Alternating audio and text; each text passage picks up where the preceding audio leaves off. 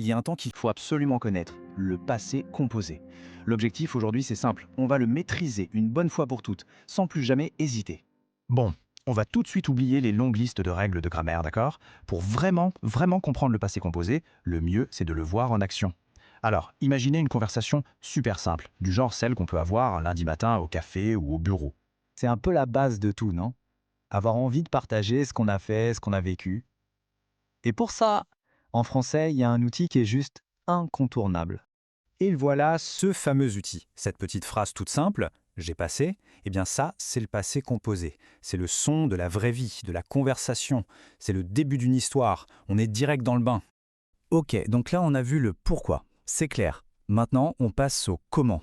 Et la super bonne nouvelle, c'est que le passé composé, en fait, c'est un peu comme une recette de cuisine. Une recette super simple, hein, promis. Alors, concrètement, à quoi ça sert? Le mot-clé, mais vraiment le mot à retenir, c'est terminé. Le passé composé, on l'utilise pour des actions qui sont finies, achevées. Elles ont un début, une fin, c'est clair, c'est net. Par exemple, j'ai mangé, c'est fait. Je suis parti. L'action est terminée, bouclée, on passe à autre chose. Et pour notre recette, il ne faut que 2 ingrédients. C'est tout. Premièrement, un auxiliaire. Pensez à lui comme un verbe assistant. Et deuxièmement, le participe passé du verbe principal. Voilà. Le seul petit défi, en fait, c'est de choisir le bon assistant pour la mission. Et voilà la question à 1 million. Enfin, presque. Le choix crucial, avoir ou être. C'est vraiment le cœur du passé composé. Mais heureusement, pas de panique, il y a une logique derrière tout ça. Et elle est même plutôt simple. Alors, voici la règle d'or, le truc à ne jamais oublier. Avoir, c'est l'option par défaut. C'est le bourreau de travail, le costaud qui fait 90% du boulot. Être, lui, il est plus select. Il est réservé à un petit groupe de verbes bien spécifiques, des VIP en quelque sorte, qui sont souvent liés au mouvement. D'accord, mais alors comment on fait pour se souvenir de ce club VIP, de ces verbes qui utilisent être? Surtout pas en apprenant une liste par cœur. Non, non, on va faire beaucoup mieux. On va suivre une histoire. Un petit moyen mnémotechnique, super simple et visuel. Et je vous présente notre guide pour aujourd'hui, le petit vers.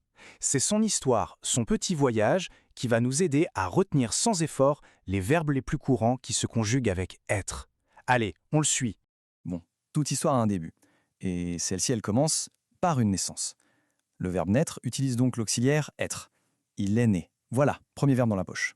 Notre petit ver, maintenant qu'il est né, il commence à explorer le monde. Il monte et il descend. Hop, 2 verbes de mouvement super clairs qui rejoignent notre liste être. Il est monté, il est descendu.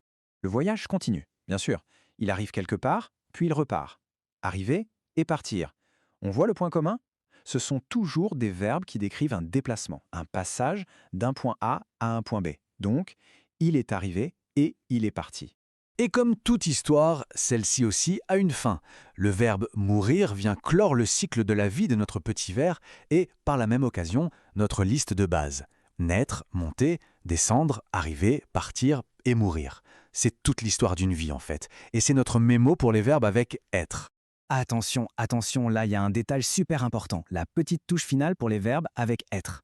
Avec lui, le participe passé se comporte un peu comme un adjectif. Ça veut dire quoi? Ça veut dire qu'il doit s'accorder avec le sujet. Si le sujet est féminin, on ajoute un E. S'il est pluriel, un S. Par exemple, on dira « elle est tombée » avec un E à la fin. Ça, c'est la règle à ne pas oublier. Bon, on a la recette, on a l'astuce du petit verre.